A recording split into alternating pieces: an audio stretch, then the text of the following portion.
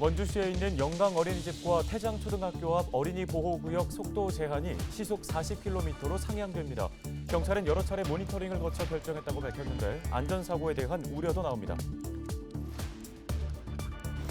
원주시장직 인수위원회가 활동을 마치고 시정 운영 방향을 제시했습니다. 원강수 시장은 인수위 권고에 따라 주요 사업을 전면 재검토할 예정입니다. 장마가 끝나고 나면 시작될 태풍에 각 지역은 관련 대비에 한창입니다. 태풍의 위력은 실제 어느 정도인지 직접 체험해봤습니다. 레고랜드 기구 안전사고가 반복되고 있습니다. 앞서 4차례 롤러코스터가 멈춰선 데 이어 이번엔 전망타워 작동이 멈추면서 탑승객 19명이 구조 직전까지 불안에 떨어야 했습니다.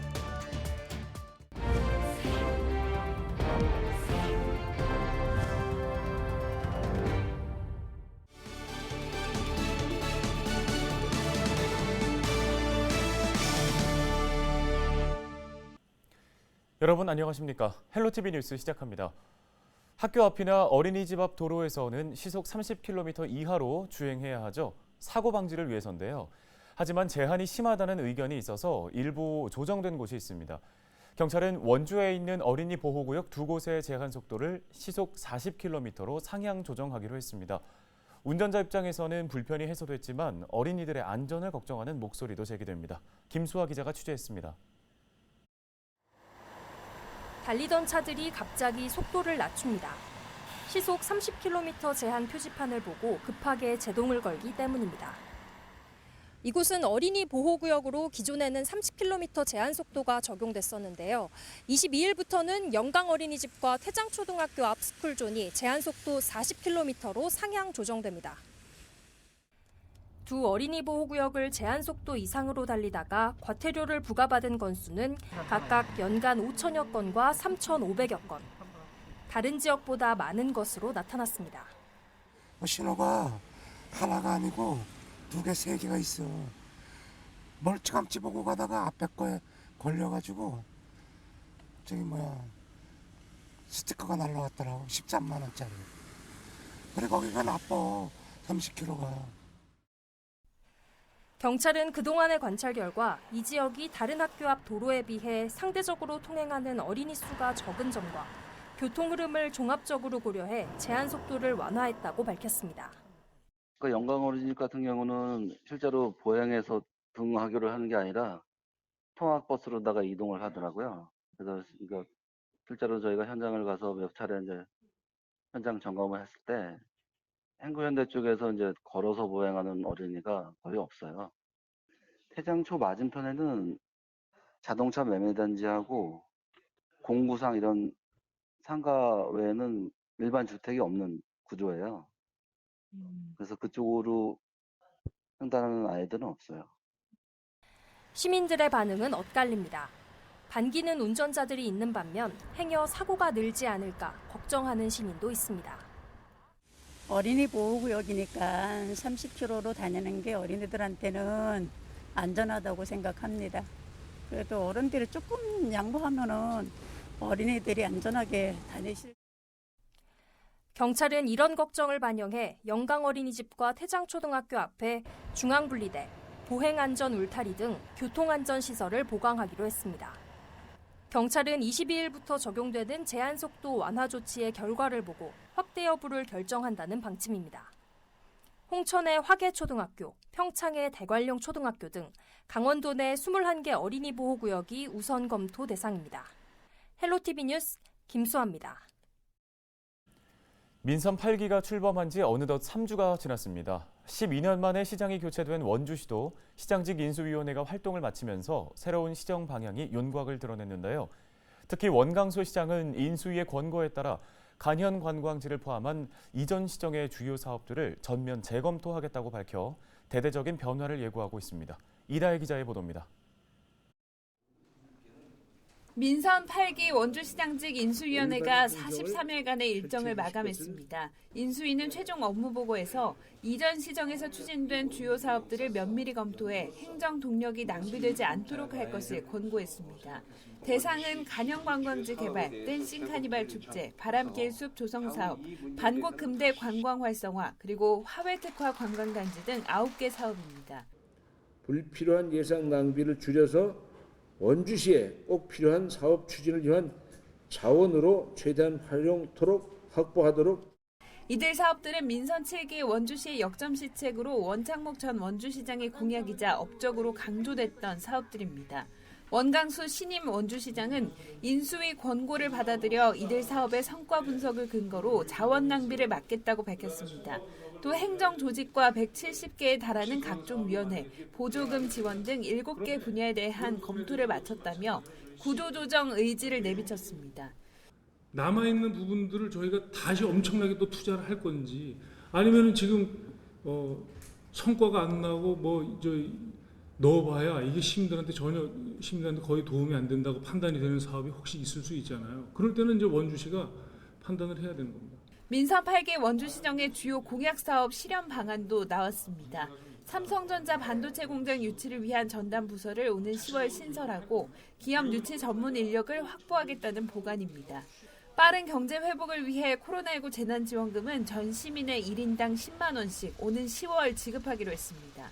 이와 함께 학비 부담 완화를 위한 초등학생 교육비 지원도 내년 1월부터 단계적 확대 시행에 나설 방침입니다. 이제 시의회 심의 과정을 저희가 거쳐야 되잖아요. 근데 이제 어쨌든 목표 시기는 내년 1월인데 그 공약 재정 마련하는데 뭐 원주시 재정이 뭐 이렇게 큰 어려움을 겪고 뭐 이런 건 아니라고 파악을 하고 있습니다.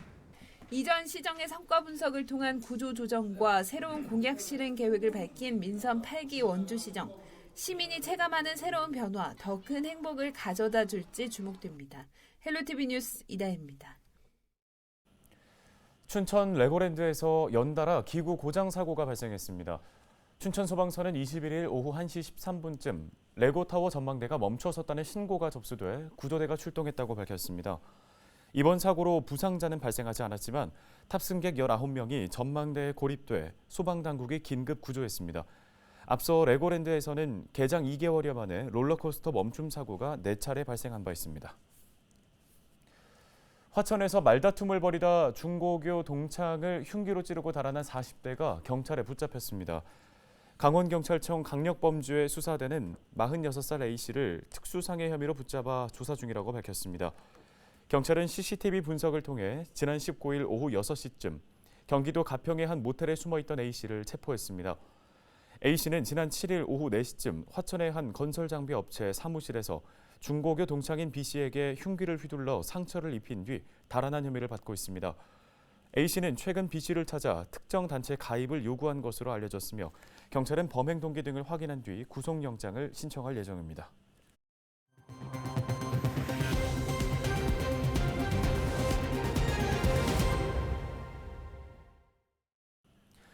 매년 한반도를 찾는 태풍, 강한 바람과 폭우를 동반하면서 큰 피해를 입힙니다.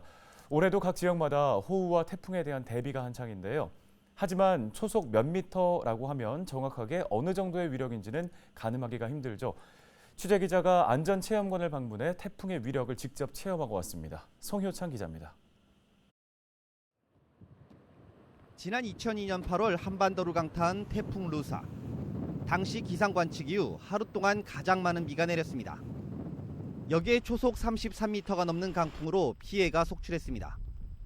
태풍 루사로 인해 전국적으로 발생한 재산 피해만도 5조 1천억 원. 역대 태풍 중 가장 많은 피해를 냈습니다.